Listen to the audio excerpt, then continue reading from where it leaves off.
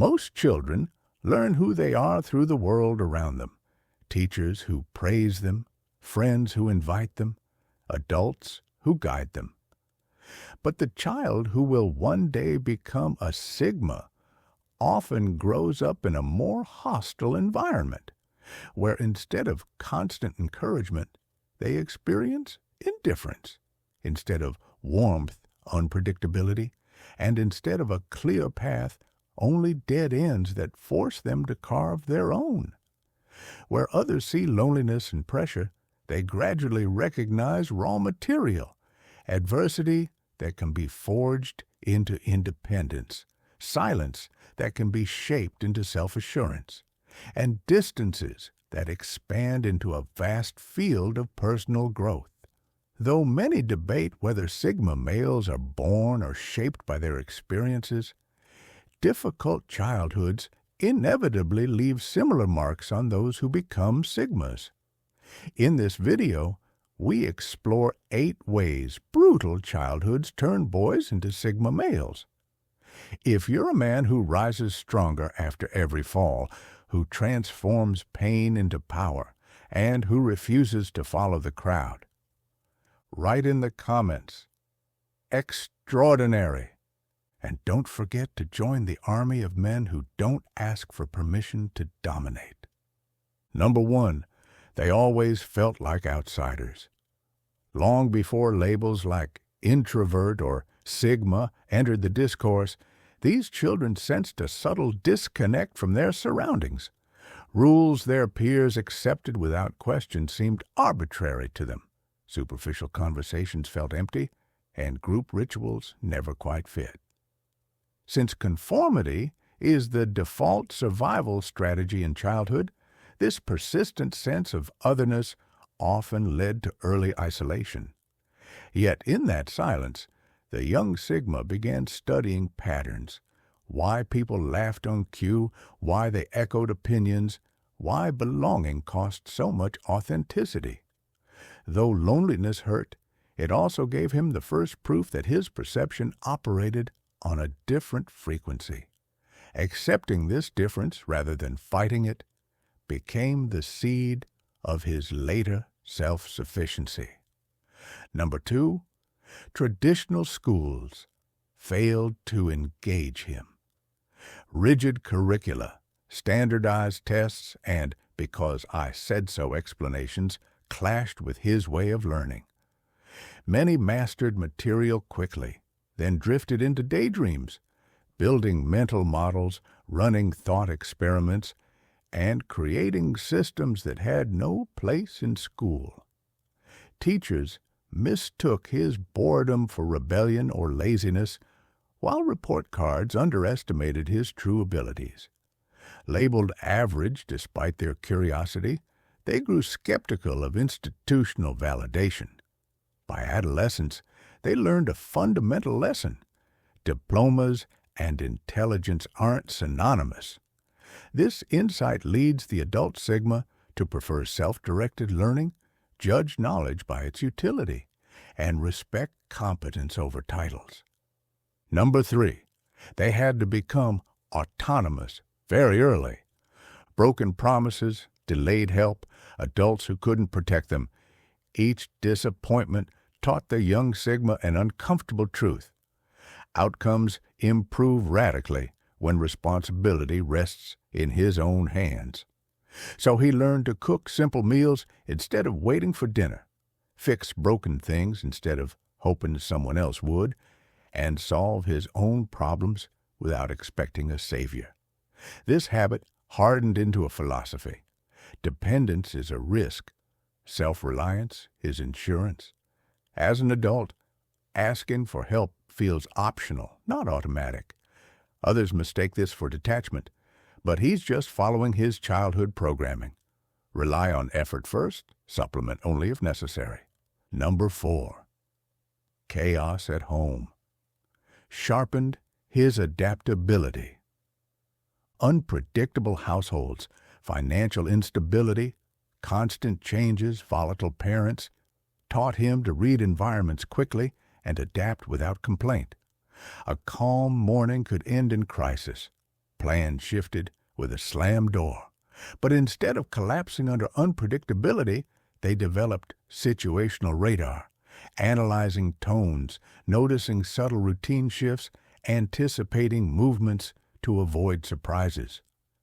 This constant microanalysis becomes the adult Sigma's situational awareness, the ability to enter any space, silently map its dynamics, and act accordingly. What was once a survival skill becomes strategic flexibility, mistaken by others as unshakable calm. Number 5. Adults underestimated them, igniting their drive. Average grades, solitary hobbies, and refusal to conform earned them labels like underachiever or problem child. But dismissive remarks also lit a spark of resolve. One day, results would speak where explanations failed. As hobbies turned to skills and projects into tangible results, doubters had to reconsider. This reinforced a vital principle. External validation follows mastery, never precedes it. So the adult Sigma invests energy in skills, not image, trusting that experience will eventually disprove all premature judgments. Number 6. They built an inner compass when role models failed. Many future Sigmas admired figures only to witness their downfall. Parents who broke promises, authorities who bent rules, leaders who preached values they didn't live. Repeated hypocrisy risked breeding cynicism, but also fueled an uncompromising drive for personal integrity. If external models were unreliable, the child created his own standards: honesty measured by actions, loyalty tested over time, ethics anchored in consistency.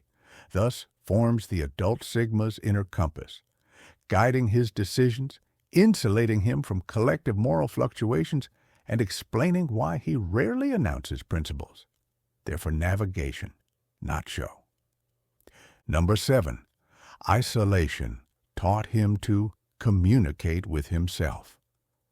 Hours alone in his room, libraries, or quiet corners weren't empty but filled with intense self-dialogue. Without peers to exchange ideas, the young Sigma played both sides of every debate, asserting, rebutting, refining thoughts until conclusions seemed unassailable. This trained focus, sharpened logic, and honed emotional regulation when no one was listening. As an adult, he consults this inner dialogue before seeking external advice. What looks like detachment is actually self-training, refined by necessary solitude. Number 8. Early hypocrisy made them obsessed with authenticity. Watching adults preach kindness while gossiping, discipline while indulging vices, or fairness while playing favorites left deep marks. The young Sigma cataloged these contradictions and vowed to avoid them. To him, authenticity means alignment, words matching actions, beliefs reflected in behavior, even when no one's watching. He grows intolerant of performative virtue, allergic to shallow interactions, and quick to distance from people whose narratives shift with circumstances. The result is a small circle of relationships, not from inability to connect, but refusal to modify his identity for cheap acceptance. A brutal childhood can shatter a mind or crystallize it. For the child who becomes a Sigma male, adversity becomes a furnace burning away dependencies, complacency, and borrowed beliefs, leaving only tempered autonomy and a personal code that never seeks applause. He becomes fluent in solitude, self-teaching, and system deciphering, able to decode structures meant to mold him into uniformity. Where others see empty chairs around him and imagine pity, he sees strategic silence, room to think, act, and build without tripping over expectations that were never his. In this expanse forged by hardship, he finds not just survival, but a freedom too vast to trade for ordinary comfort. If this resonates, you already know that spark in you isn't weakness, it's your calling. Right? Liberated. If you've already turned your pain into power, if you're ready to shed the mask and forge your code, subscribe. Here, there's no theory, only men building themselves. We've left a selection of videos on the Sigma Male's Secret Guide on the screen.